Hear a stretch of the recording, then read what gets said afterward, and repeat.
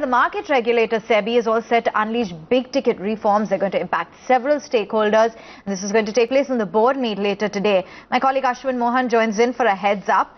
Ashwin, what exactly is on the card for foreign investors, corporates, as well as market participants from this meet?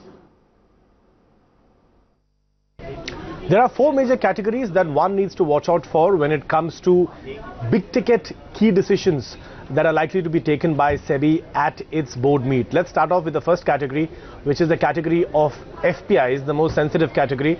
We are all aware of the recent furor by foreign funds, especially those managed by NRIs, regarding that FPI circular, which had imposed certain curbs. We are given to understand that the SEBI board is likely to give its final shape to the FPI investment norms, especially in those cases where funds are managed by NRIs.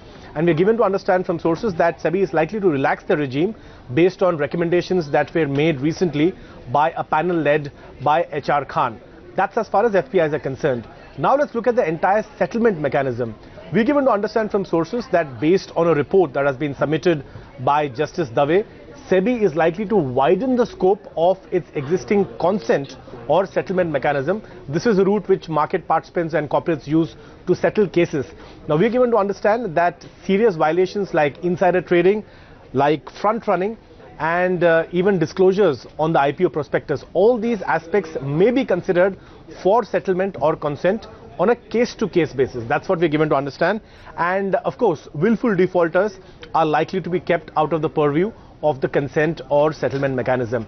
Let's move on to the third category. The third category is the recommendations by the Fair Market Panel, and that's where things are going to get really interesting, because the Fair Market Panel has recommended that SEBI should have the direct powers to intercept phone calls when it comes to probes. Now that's something that will take the final call or will require the final permission from the government, and there will have to be relevant amendments to the central laws. That's not all.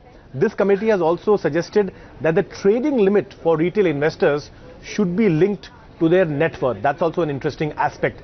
And finally, we're given to understand that SEBI is also looking to widen its powers and tighten the entire regime for fiduciaries. Now, fiduciaries are those entities like chartered accountants, like valuers, cost accountants who are not registered with SEBI, but SEBI wants to have greater powers over them and in fact take action against them after the law has been laid down. So these are the four major buckets that one needs to watch out for when it comes to the SEBI board meet. Some big ticket reforms expected on the cards as the SEBI board meet. Ashwin, thanks much for those details.